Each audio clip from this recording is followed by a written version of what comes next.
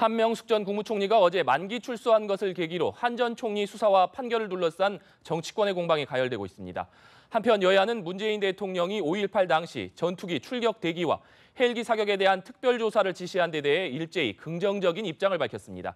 이 시간에는 김영주, 조혜진 전 의원과 함께 정치권 이슈 짚어보겠습니다. 어서 오십시오. 네, 안녕하세요. 어서 오십시오.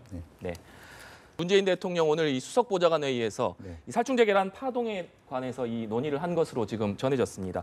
문재인 대통령이 특히 이번 살충제 계란 사태를 계기로 해서 청와대 위기관리 초기 대응 매뉴얼을 개정하기로 했다 이렇게 밝혔는데 이것은 아무래도 이번 사태에 대한 정부의 대응이 좀 미흡했다 이런 부분들을 반영했다고 봐야겠죠. 아무래도 뭐 식약청장한테 집중되고 있는 여러 가지 논란부터 시작돼 가지고요. 우선은 정부가 초기 대응 자체에서 미흡한 부분이 있을 뿐만 아니라 실제적으로 거짓말을 했다는 불신을 받을 오해의 소지를 낳았습니다. 8월 10일 날 식약청장이 기자간담회를 하면서 계란 문제 전혀 문제 없다라든지 먹어도 괜찮다라든지 이런 어떤 정말 어떤 실체적 조사에 근거한 얘기를 하기보다는 막연한 낙관주의에 빠져 있어서 오히려 후폭풍을 많이 가져온 게 사실이거든요.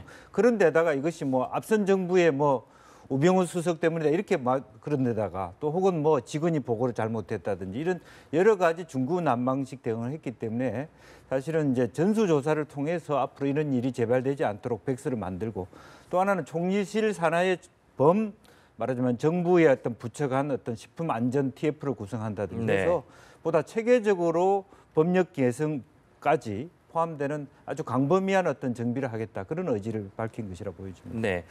이 방금 말씀하셨듯이 이번 사태 전 과정을 담은 백서 발간을 지시하셨다 이렇게 전해지고 있는데 이번 살충제 계란 사태에 대한 백서를 발간한다 이 부분도 상당히 의미가 있는 것 같습니다. 그런데 지금부터 준비하는 거는 좋을지 몰라도 아직 이 사태가 종료가 안 된 상황이기 때문에 백서가 내용이 있으려면은 이 사태를 좀 더 과거보다는 나아진 방법으로 제대로 극복을 하고 나서 해결하고 나서 그 과정에 잘한 것과 잘못한 것을 한번 정리하는 그 백서가 필요할 것 같고요. 지금 이제 매뉴얼도 새로 만들고 또 시스템도 만들다고 하셨는데 건강 문제는 우리 국민들이 가장 민감하게 생각하는 부분이고 굉장히 또 그 반응이 예민합니다.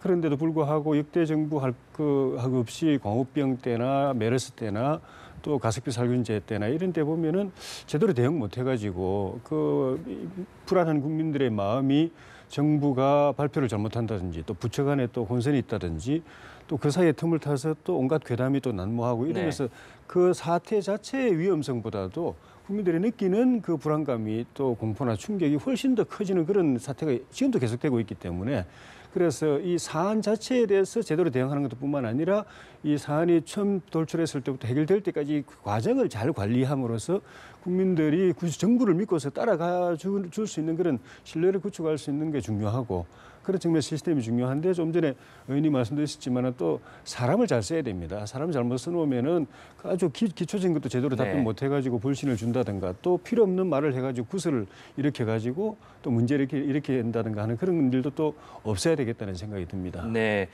말씀하신 대로 지금 국회에서는 결산국회가 진행되고 있는데 이 살충제 계란 파동과 관련해서 류영진 식약처장의 이 발언들이 논란이 되고 있습니다. 일단 직접 한번 들어보시고 얘기 계속 이어가도록 하겠습니다. 총리는 국민을 위해서 정말 질책을 한 건데 그거를 짜증으로 받아들이는 이런 태도를 가지고 어떻게 이 식약처장이라는 막중한 업무를 하겠어요. 자격이 없으세요. 지금 이 시점에 조용히 자진 사퇴하는 게 저는 맞다고 생각합니다. 우리 식약처 전 직원들이 지금 열심히 하고 있습니다. 어쨌든 그동안 식약처 부분에 대해서는 조금 식약처 직원들이 조금 소홀히 한 부분들은 좀 있었습니다. 제가 좀 조직을 좀 개선시켜서 국민들 조직이 소홀하다 그러면은 본인의 잘못을 직원들한테 돌리시면 안 되죠. 왜 자꾸 남한테 돌리세요? 자꾸 직원들한테 하지 마세요. 직원들 너무 고생하고 있어요. 지금 식약처장님 잘 보좌하느라고 아마 밤샐 거예요, 다들. 근데 그렇게 답변하시면 얼마나 화가 나겠어요. 방금 들어보셨지만 이 류영진 식약처장이 국회에서 하고 있는 발언들이 지금 계속해서 논란이 되고 있습니다. 이낙연 총리가 짜증을 냈다라고 표현을 하기도 했고요. 또 이 야당 의원의 질문에 피식 웃음을 지었다가 또 지적을 받기도 했는데요. 방금 직접 들어보셨지만 이번 사태에서 식약처 직원 탓을 또 해서 논란이 되고 있습니다. 이 발언 어떻게 보셨습니까? 그렇습니다. 이게 정말로 직원들은 열심히 물론 조기 대응을 잘했다든지 이러면 좀 더 나았을 텐데 여러 가지 문제는 이런 데 공동 책임이 있을 수 있어요. 그러나 처장이 발언을 잘 못함으로 공동 책임으로 직원들이 굉장히 더 많이 혼쭐이 나는 네. 그런 상황이 벌어지거든요. 사실 그런 부분에 대해서 정말 좀 더 사려 깊지 못하다는 생각이 들고요. 또 실제적으로 보면 무슨 자기 스스로가 질책과 말하자면 비난 이런 것들을 뭐 같이 본다든지 이렇게 여러 가지 어떤 그 일반 말하자면 국회의원들조차도 실수로 금할 수밖에 없는 이제 그런 이야기들이 대응이 너무도 많이 나오고 있기 때문에 벌써 과거에 말하자면 박근혜 정부 때 윤진숙 국토부 장관, 해수부 장관 네. 같은 경우도 그 10개월을 하셨지만 여러 가지 그와 비슷한 데자뷰를 느낀다 이런 얘기를 많이 하고 있지 않습니까? 그래서 여러 가지 지금 업무를 시작한 지 40일이라는 기간을 어떻게 볼 것이냐의 문제가 있어요. 아직까지 업무 파악을 다 하기에는 좀 시간이 작다는 느낌도 있을 수 있습니다만은 근본적으로 빨리 업무 파악을 하고 또 실수 없게 답변을 정말 책임 있는 답변을 하는 그런 리더십인지를 다시 한번 총리실이나 청와대에서도 꼼꼼히 따져볼 필요는 있겠다는 생각이 듭니다. 네. 이 류영진 처장에 대해서 야당에서는 사퇴 요구를 계속해서 하고 있는데 예. 이 청와대에서는 임종석 비서실장이 직접 전화를 해서 경고의 메시지를 전했다. 대통령의 경고의 메시지를 전했다. 이렇게도 전해지고 있거든요. 아무래도 일단은 류 차장의 대응을 계속 지켜보겠다. 이런 차원으로 해석을 해야 될까요? 예, 지금 사태가 진행 중이기 때문에 중간에 그만두게 하는 것도 좀 부담이 있죠. 네. 그리고 임명한 지 얼마 되지도 않았고. 그런데 지금까지 진행되고 있는 상황을 보면은 뭐 이런지 모르겠지만 이 사태 진행되고 이제 종료되고 나면은 인사 조치가 있어야 되지 않을까 하는 그런 생각이 듭니다. 이분이 처음에 임명될 때부터 부산에서 약사하면서 정치권에 좀 관여한 게 다인데 식약청이라는 막중한 그 자리에 임명하는 걸 보고서 전혀 관계도 없고 전문성도 없고 그쪽 관련된 능력이 없는 사람이다라고 지적했는데도 불구하고 이제 그냥 임명을 했거든요. 근데 실제로 이제 일을 해보니까 한 40일 정도면은 웬만한 기관 장이면은 그 전에 기본적인 건 다 이제 그 기간에 다 이제 숙지를 합니다. 그리고 그 다음 날 회의 때 관련된 이슈들은 그 전날 사실 다 숙지 다 해가지고 나와서 이야기하고 근데 이분은 아주 기본적인 통계도 이제 답변을 못하고 또 언제 또 말이 왔다 갔다 하고 국민들의 불신을 증폭시키는 이야기를 하니까 이거 아니다라는 그런 생각을 했는데 거기다가 뭐 총리가 짜증낸다든지 뭐 또 언론이 오락가락하는 바람에 이렇게 사태가 됐다라든가 뭐 언론 탓하고 이번에 이제 직원 탓하고 이런 걸 보면서 자질도 좀 문제가 있다 하는 그런 생각을 하게 돼서 최대한 이 사태를 원만하게 잘 마무리하고 그다음에는 인사 조치가 있지 않으면은 굉장히 예민한 국민 건강과 관련된 부처이기 때문에 조금만 자질 부족으로 인해서 좀 문제가 생기면은 그 부담이 대통령과 정부에게 크게 들어가거든요. 네. 그래서 아마 정부도 그 이후로는 인사를 고민하게 되지 않을까 하는 생각이 듭니다. 네. 네, 다시 수석보좌관 회의 발언으로 돌아가서 이 문재인 대통령 이 살충제 계란 파동 외에도 이 정부의 초과근무 단축 그리고 연차 활성화 방안에 대해서도 회의에서 이 논의를 했다고 하는데요. 네. 이 배경은 어떻게 봐야 할까요? 실제로 이제 일 가정을 균형 있게 하자라고 하는 대통령의 어떤 철학 또 사실 10월 초에 있는 연휴조차도 좀 이렇게 샌드위치 뭐 지금 최종 확정된 건 아닙니다 하는 것은 그야말로 우리가 일 중독 사회에서 그야말로 근로 중심의 사회에서 지식 정보화 사회 앞으로 4차 산업혁명 사회 가는 데 있어서는 무조건 많은 노동 강도를 가지고 일을 한다고 해서 그 사회가 빨리 발전하고 성장하는 건 아니거든요. 네. 이제는 조금 더 다른 각도에서 우리의 가치를 한 차원 높일 필요가 있다. 그래서 그야말로 일과 가정을 좀 양립하는 어떤 그런 철학이 필요하고 좀 쉴 때는 확실하게 좀 쉬어주면서 한편으로는 꽉 막힌 경제를 좀 활성화하는 어떤 부수적인 효과도 있을 것 같아요. 그리고 다만 제가 우려하는 것은 서울이라고 하는 수도권이랑 우리나라의 전체 구조가 너무 이렇게 서유럽과 비교해 보면 이렇게 일 가정 양립할 수 없는 상황이 돼 있어요. 너무 복잡하고 남편이 혼자 일찍 집에 돌아와도 부인이 집에 없으면 일 가정이 안 되는 거잖아요. 네. 그러다 보니까 오히려 거리에서 그냥 친구 만나고 이렇게 하다 보니까 과연 그 원래의 순수한 취지 옛날에 삼성에서도 다 많이 했거든요. 일찍 퇴근하기도 하고 그런 여러 가지 제도들이 있는데 이제는 그것이 하나의 단순한 제도의 차원이 아니라 우리 철학의 수준으로 같이 문화의 수준으로 나아가야 될 때가 아닌가 그렇게 생각이 듭니다. 네. 조 의원님께서는 오늘 이 발언, 이 논의 배경 어떻게 보고 계십니까? 지금은 당이 다르지만은 네. 그 민주당 대표를 했던 손학규 대표께서 저녁 있는 시간 처음 이야기했을 때 모든 국민들의 마음이 그냥 심금을 울렸거든요. 다 마음의 간절한 소망인데 안 되려는 건데 사실 정치 지도자의 그 꿈이 국민들을 행복하게 해주는 건데 행복은 가정의 행복에서 오는 건 아닙니까? 근데 가정의 생활, 가정의 시간이 기본적으로 확보 안 되는 상황에서 그거는 뭐 행복은 그냥 제도로서 정책으로서 말하는 거는 이제 사실 그냥 그 공연물이나 마찬가지고. 근데 이제 문재인 대통령 개인적으로 보면은 부부가 굉장히 행복하신 것 같아요.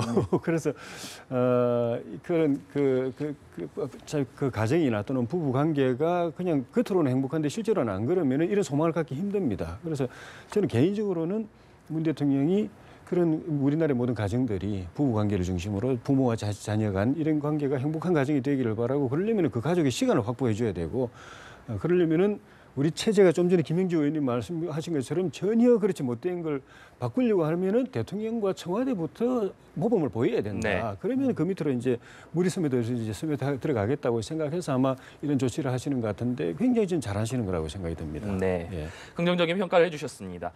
다음 문 대통령의 5.18 관련 특별조사 얘기를 해보도록 하겠습니다. 문재인 대통령 이 5.18 관련해서 공군 전투기 출격 대기 명령 그리고 전일 빌딩 헬기 사격 사건에 대해서 특별 조사를 지시했는데 일단 야 3당도 환영의 입장을 밝혔습니다. 그렇습니다. 이제 앞으로 그런 모델들을 어떻게 하느냐, 그러자면 규명으로 한 다음에 말하자면 진실과 화해라는 차원으로 갈 것인지 아니면 처벌 과정으로 갈 것인지, 한편으로는 스페인처럼 무시의 과정으로 갈 것인지 굉장히 참혹한 우리 현대사를 재조명하는데, 지금으로서는 정확한 진실을 규명하고 그다음에 국민과 함께 이것을 치유하자. 지금 또다시 뭐 전두환 대통령을 만약 책임자로 다시 처벌하거나 단죄하는 것이 무슨 의미가 있겠습니까? 이제 그런 것조차도 조금 더 원숙하게 가되, 지금 현재 상태로서는 과거에 사실 우연하게 이제 택시 운전사라고 하는 영화를 통해서 촉발된 그거에 대한 현실적 기록들을 다시 소중하게 하고, 특히 이제 윤장현 광주시장으로부터 여러 가지 광주 교도소라든지 전남대 입구라든지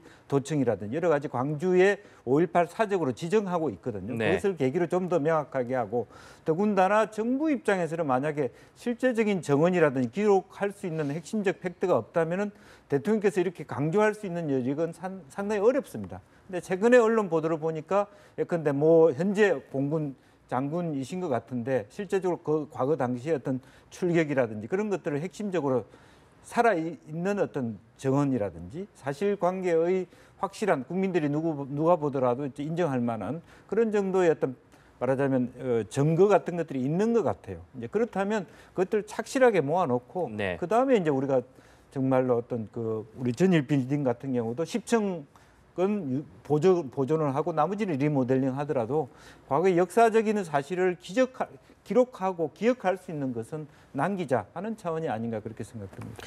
네, 그런데 과거에도 여러 차례 이 5.18 광주 민주화운동 관련된 진상조사는 이루어지지 않았습니까? 예. 그럼에도 불구하고 항상 이 미흡한 부분들이 있다는 이 아쉬움들이 나왔는데 예. 이번 조사에서는 그렇다면 어느 정도 명확하게 좀 해소될 수 있는 이 진전이 이루어질 수 있을까요? 그렇게 돼야 되는데 그게 고민입니다. 가장 중요한 그 최초 발포 명령자가 아직도 이제 규명이 안 됐고, 그리고 좀 전에 말씀하신 몇 군데 양민 학살 의혹이 있는 거라든가 실종자로 처리됐지만은 전혀 실종자 처리되고 난데 제대로 그 시신을 못 찾고 또 신원을 확인을 못했다라든가 이런 것들 여전히 이제 해결의 과제를 남기고 있는데, 문제는 그런 것들을 해결할 만한 실증적인 자료가 잘 안 나오는 게 문제예요. 사실 3번이나 조사를 했지 않습니까? 88년도에 국회 특위가 만들어가지고 조사를 했고, 또 김영삼 대통령이 5.18 특별법을 만들어가지고 서울지검하고 경찰 국방부가 나서가지고 또 조사를 했고, 노무현 대통령 때 과거사위원회에서 국방부에서 또 조사를 했는데도 불구하고 그런 것들이 조금씩 진전은 됐지만은 여전히 의혹들이 남아 있는 거는 그 증인과 또 증거가 안 나오는 데 있거든요. 좀 전에 기총소사 헬기 사격 같은 경우에도 전일 빌딩에서 보면은 그 국가수가 이야기했지만 위에서 밑으로 쏜 것 같으니까 이거는 그 공중의 헬기라든가 이런 비행체에서 쐈을 가능성이 있다고 이제 이야기를 하는데, 그 이제 명확하게 이제 그 어떻게 해서 그런 일이 있었는가에 대한 규명이 안 되고, 네. 그리고 그 처음에는 그 당시 조비오 신부께서 이 사람이 그때 기총 사격을 받아가지고 다쳤다라고 했는데, 그 사람 본인은 나중에 가서는 나는 그냥 소총 사격에서 다쳤다라고 이야기되고, 검찰에서 그때 조사를 해봤지만 그 주변에 관계된 모든 그 병원들 관련했던 치료했던 병원들 다 조사를 해봤는데 기총으로 그 부상당해가지고 와서 치료받은 기록은 또 전혀 없고, 이런 것들이 새로운 조사가 필요하고 또 그것에 의미가 있지만은 우리가 기대하는 그런 좀 더 나은, 좀 더 진전된 진상 규명을 가져올 수 있을까 하는 데 대해서 좀 염려되는 부분. 그래서 보다 정확한 증인과 증거가 나올 수 있는 여부가 관건이 될 것 같습니다. 네. 예. 한편 정치권에서는 어제 이 만기 출소한 한명숙 전 총리의 재판 결과를 놓고서 여야가 이 공방을 주고받기도 했습니다. 일단 발언 직접 들어보시겠습니다.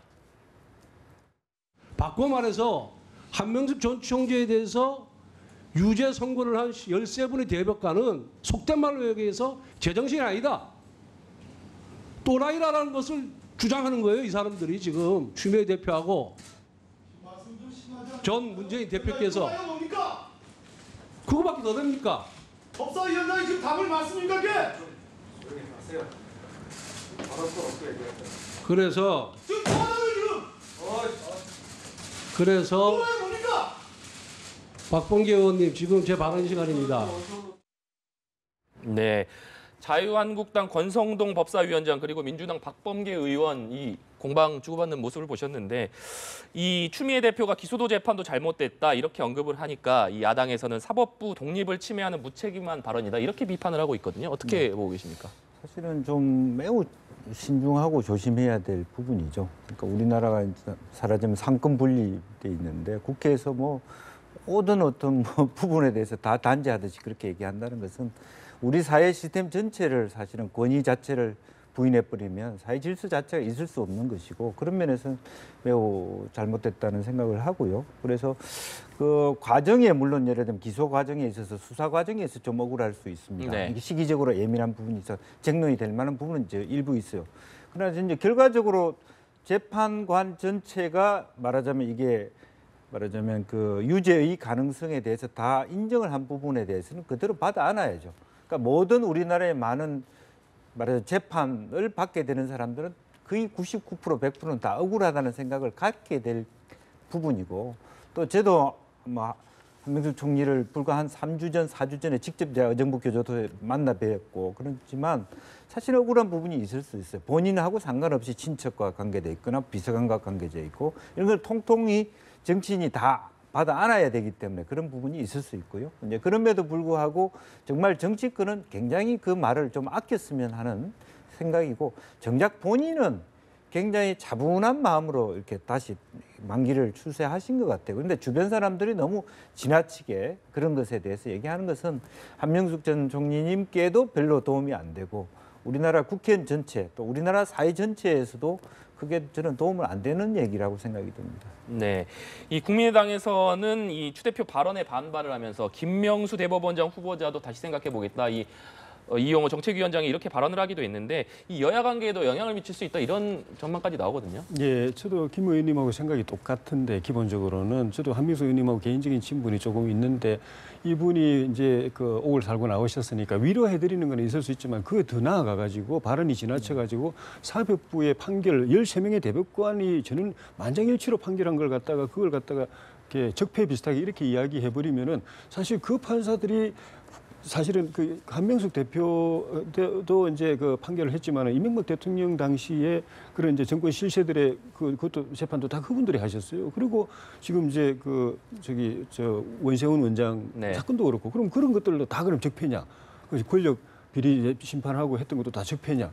논리적이 모순이 되는 거고 그리고 지금 정부가 부패 척결을 이야기를 하는데 이런 걸 감싸는 듯한 그런 그 모양도 주게 돼가지고 안 좋은 것 같고 한 대표님은 한 총리님은 이렇게 해서 이제 어쨌든 본인이 이제 조금 정리가 돼야 되는 건데 다시 끄집어내가지고 이게 사건이 무슨 사건이었고 돈을 얼마를 받았고 이거 온 국민이 또 다 알도록 다 떠벌리게 되는 상황이 되는 거거든요. 그래서 본인한테도 안 좋은데 이런 것들이 결국은 그걸 넘어서가 개인에 대한 그런 위로를 넘어서 가지고 이 사법부 기존의 사법부를 완전 불신하고 물갈이 하려고 하는 거 아니냐. 그래서 저렇게 젊은 파격적인 대법관도 안 거친 사람을 갖다 바로 대법원장을 앉히려고 하는 거 아니냐. 그리고 법원에서도 사조직을 만들었던 사람, 사조직의 회장을 지낸 사람을 저렇게 하려고 하는 거 아니냐라는 그래서 사법부를 장악하려고 코도하려고 하는 거 아니냐. 자기들이 원하는 판결을 내는 그런 사법부를 만들려고 하는 거냐 아니 하는 의심까지 갖게 만드는 거예요. 그러면은 야당들이 그런 사람의 그 인준을 쉽게 해주겠습니까? 그래서 그런 점에서도 굉장히 정말 생각 없이 하는 말씀들인 것 같아요. 네. 예. 그런가 하면 오늘 민주당 정당발전위원회가 첫 번째 회의를 가졌습니다. 이재명 성남시장이 합류하면서 이 인선도 15명으로 모두 완료를 했는데요. 일단 이 정당발전위원회가 이 출범하기 전에 논란이 됐던 것이 역시 추미애 대표와 친문계 의원들이 공천권을 놓고 상당히 갈등을 표출하지 않았습니까? 물론 이게 추 대표가 한 발 물러서면서 일시봉합되긴 한 모습인데 이 갈등이 다시 불거질 가능성은 없을까요? 글쎄요, 저는 참 제 스스로 잘 이해가 안 됐습니다. 그러니까 친문 의원들하고 추 대표하고 갈등을 빚는다.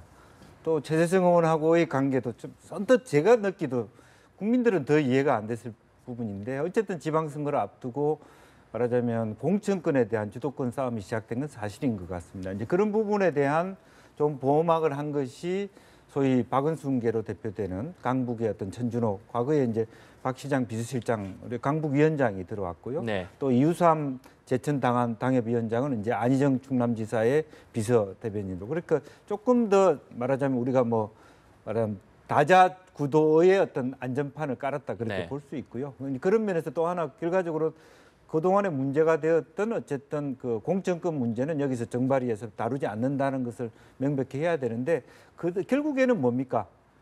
인선에 즉 나중에 다른 형태의 공천심사위원장을 어느 기구가 선정하느냐 가지고 또 연계가 될 수 있기 때문에 논란이 끝났다고 보기는 아직은 좀 이른 것 같습니다.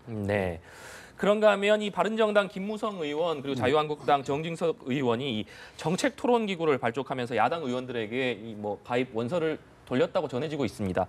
이 때문에 이 두 의원의 행보를 놓고 야권 통합의 어떤 이 돌을 놓는 게 아니냐, 불씨가 되는 것 아니냐 이런 관측들이 나오는데 그 부분은 어떻게 보고 계십니까? 네, 그렇게 볼 수 있을 것 같습니다. 그 야3당이 사실은 여소야대임에도 불구하고 이제 흩어져 있기 때문에 일단 지금 문재인 정부가 초기에 하고 있는 정책들 가운데 이 동의가 안 되는 부분이 많이 있는데도 불구하고 제대로 제동이 안 걸리거든요. 그러니까 그냥 뭐 입법으로 해야 되는 일을 갖다가 그냥 대통령 지시로 이제 해버린다든가 이렇게 하는데도 불구하고 견제가 안 되는 건 이 야3당이 흩어져 있기 때문에 갈라져 있기 때문에 견제가 안 되는 거에 대해서 이제 조금씩 문제의식을 느끼는 것 같고 이렇게 갈라져 있으면 여소야대라는 게 야대라는 게 야당이 다수라는 게 의미가 없다라는 그런 걸 느끼는 것 같고 보다 현실적으로는 내년 지방선거 때 설령 문재인 정부가 지금보다 지지율이 떨어진다고 하더라도 이렇게 세 당이 따로 후보를 내가지고는 어디에도 당선되기 힘들다라는 그런 현실적인 문제. 그래서 그에 대한 대책을 지금부터 뭐 마련해 들어가야 된다 하는 그런 것들이 아마 문제의식이 돼가지고 이렇게 그 움직임이 이제 생기는 것 같은데 이렇게 일단 정책 연대로 한번 야3당 또는 야2당, 2당이나 3당이 정책 연대를 해보고 잘 되면은 나중에 후보 연대를 또 할 수도 네. 있을 것이고 더 된다면은 뭐 통합의 이야기, 야권 통합, 두 당 통합이든 뭐 범야권 통합이든 통합의 이야기도 나올 수 있지 않겠는가 그런 것들이 지금 이제 시동을 걸었다고 볼 수 있을 것 같습니다. 네, 이 결국 이 바른정당과 자유한국당의 통합 논의에 시동이 걸린다면 결국 이 국민의당의 이 선택도 주목받지 않겠습니까? 그렇습니다. 그러니까 그런데 지금 이제 현재 방향이 바른정당과 자유한국당과의 관계로 정리되고 있지는 않은 것 같아요. 일정 정도 말하자면 그 국민의당의 당대회 27일 결과에 따라서 네. 향배가 또 나눠질 수 있고 그런 면에서 좀 더 포괄적으로 갈 필요가 있다. 그리고 실제로 그 두 당이 합쳐진 세 당이 합쳐진 간에 내년 지방선거에 말하자면 후보연대 또 그것이 결과가 좋았을 때는 통합을 갈 수 있는 여지는 분명히 많습니다. 바른정당도 거의 10명 그룹으로 거의 두 개가 잠재적으로 존재하는 것 같고 솔직히 말해 국민의당도 수도권의 젊은 청년의 어떤 의원들하고 뭐 당원들하고 실제로 호남을 지키자 하는 당원들의 생각이 좀 이질적이지 않습니까? 이제 그런 것들을 어떻게 다시 또 자유한국당조차도 말하자면 친박계 의원들하고 홍준표 의원들 부분하고를 어떻게 구분해 나느냐에 따라서 굉장히 그림이 다양하게 그려질 수 있는 변수들은 많이 있기 때문에 모양은 바로 지금 상태로 가늠하기는 어렵습니다만은 출발 자체를 오히려 싱크탱크형 조직으로 만든다는 것은 나는 오히려 적절하다 그렇게 보여집니다. 네. 이런 가운데 한국당이 내일까지 이틀에 걸쳐서 연찬회를 갔는데요. 아무래도 이 연찬회에서 박근혜 전 대통령 출당 문제가 좀 거론될 것이다. 이런 전망들이 나오는데 어떻게 보고 계십니까? 좀 전에 말씀하셨다시피 이런 이제 범야권의 연대라든가 통합이라는 거는 이제 한국당 안에서도 고민이 되는 부분이거든요. 네. 한국당의 지금 의석은 107석이나 되지만은 지지율은 10% 안팎으로 왔다 갔다 하고 있는 상태라서 또 노선도 굉장히 그 우경화대가 있는 상황이고, 그럼 수도권 선거는 사실 더구나 이 나머지 또 바른정당하고 국민의당까지 하고 표를 나눠 가져야 되는 상황, 수도권 선거는 기대하기 힘들고, 영남 가지고 승부를 해야 되는데 영남에서 바른정당이 또 별도 후보 나오고 국민의당 표 일부 가져가고 하면은 자유한국당이 턱받이라고 생각하는 영남조차도 민주당한테 잠식당한다라는 그 생각 때문에 그 안에서도 이제 고민이 되는데, 결국 바른정당하고 손을 잡든 국민의당까지 합해서 이렇게 하든 간에 해결해야 될 그 당들이 요구하고 있는 선결 과제가 구체제하고 단절해라. 박근혜 전 대통령 출당 포함해가지고 그 문제, 그리고 친박 전체든 아니면 핵심이든 책임 있는 사람들, 국민들이 볼 때 용납이 안 되는 사람들 정리하라. 그리고 개혁 보수에 필요한 조치를 취해라. 이런 것들이 있어가지고 아마 그 이번 연찬회에서 그런 것들이 당연히 뜨거운 논쟁으로 되고, 한꺼번에 정리는 안 되겠지만은 지금부터 그런 이제 그 정리해가는 논의의 시작이 될 그 의미는 충분히 있다고 봅니다. 그런데 이 홍준표 대표가 이 문제를 언급했을 당시에 이 당내에 큰 반발이 있지 않았습니까? 역시 이게 순탄치 않을 것으로 예상이 되는데요. 예, 그럼에도 불구하고 지금 제가 보기에는 이제 홍준표 대표의 표현도 거치고 여러 거 했습니다만은 내년 지방선거 앞두고 바른정당과의 최소한의 소통을 하려 그러면 우선은 친박계부터 정리하는 모습을 보여줘야 된다. 이제 그런 것은 분명한 것 같고요.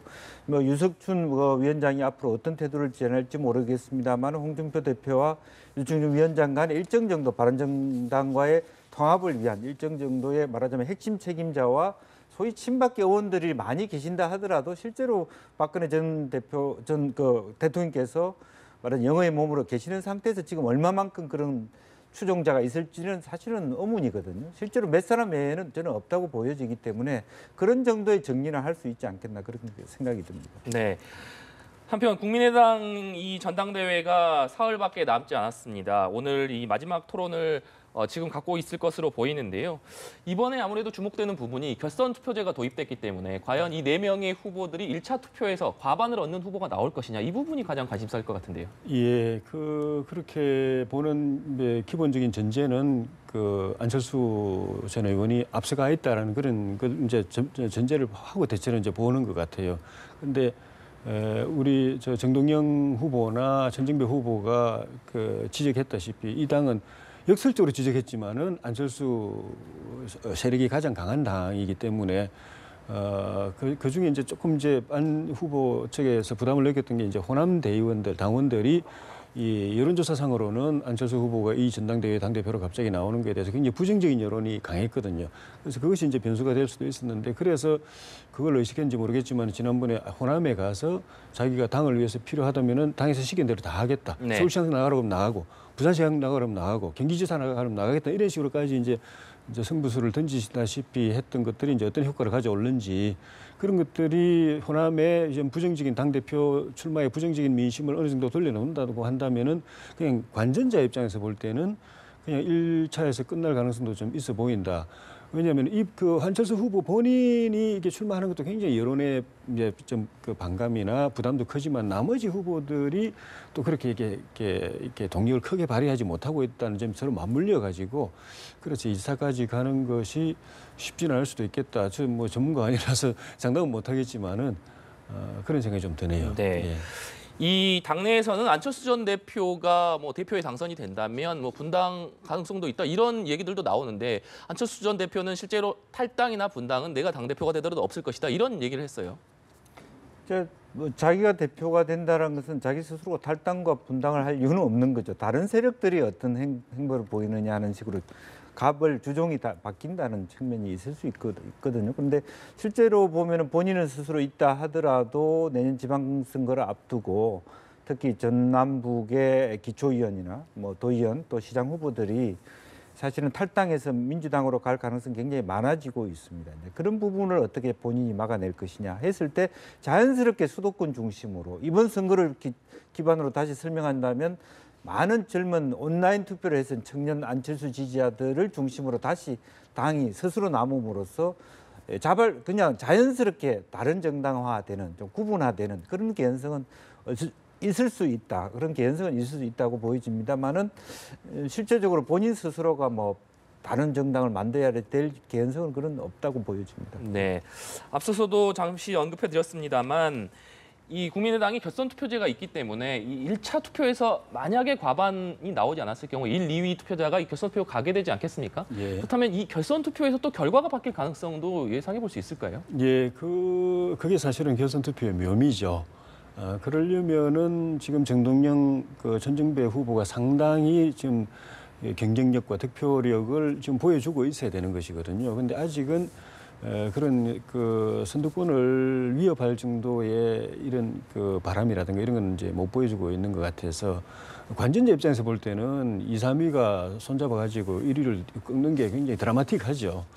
그런 건데 지금 이렇게 판세로 볼 때는 좀 쉬울까 하는 그런 생각이 좀 듭니다. 그런 측면에서 보면은 이 관전하고 있는 사람들이 좀 더 재밌게 보려면은 이 후발 주자들이 좀 힘을 발휘해주면 좋겠다는 생각이 듭니다. 네. 이 또 문재인 대통령이 신임 노사정위원장의 이 문성현 전 민주노동당 대표를 위촉을 했습니다. 이 야당에서 이 강하게 반발을 하고 있는데 이 부분은 어떻게 보고 계십니까? 저는 물론 이제 민주노총 출신이고 금속연맹 위원장을 하셨고 민주노동당 대표를 하셨고 노동자의 편에 있다라고 하는 면에서 노사정이라고 하는 균형 중심에서 안정되게 어떤 말하자면 균형 있는 균형감을 가질 수 있는가 하는 의문을 가지는 건 어떻게 보면 합리적인 지적일 수 있다고 봅니다. 그러나 기본적으로 현재 양대 노총이 빠져 있고 노사정위원회가 거의 개점 휴업 상태를 한 지가 너무 오래되었습니다. 그나마도 어쨌든 문성현 전 민주노동당 대표 공동대표께서 위원장이 들어오면서 최소한의 양대 노총이 자리에 들어온다라면 다시 한번 여러 가지 어떤 꼭 어떤 정규직뿐만 아니라 비정규직 문제라든지 근로시간 초과 문제라든지 여러 가지 사회적 합의를 이끌어낼 수 있는 초기 동력은 될 수 있지 않겠나 그런 생각을 하게 됩니다. 네, 조 의원님께서는 어떻게 보고 계십니까? 조금 우려가 되는 부분이 있습니다. 정부 여당에서는 지금 말씀하신 대로 양대 노총이 안 들어오고 있기 때문에 들어오게 하기 위한 유인책으로서 위원장을 노동계 출신 대표로 임명했다라고 이야기를 하고 또 여당 일각에서도 문성현 위원장은 노동계 의견을 잘 대변할 거다 이렇게 됐는데 이 노사정위원회는 노동계 대변기구가 아니거든요. 사회적 타협과 사회적 합의 기구고 그게 노동계도 들어오고 사용자도 들어오고 정부 대표도 들어오고 3자가 협의해가지고 타협을 보도록 하는 거고 그래서 위원장은 그런 조정자 기능을 하는 사람 어느 한쪽도 기울이지 않는 조정자 기능하는 사람들을 늘 임명을 해왔는데 노동계 대표 3대표 중에 노동계 대표를 또 위원장으로 앉힌단 말입니다.